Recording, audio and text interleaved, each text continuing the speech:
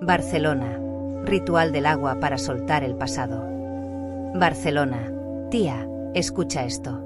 Si llevas tiempo sintiendo que no avanzas, es porque el pasado aún te tiene atado.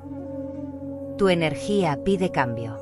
Noviembre te empuja a cerrar una historia que ya no vibra contigo. Tu ángel dice: no puedes recibir lo nuevo con las manos llenas de lo viejo.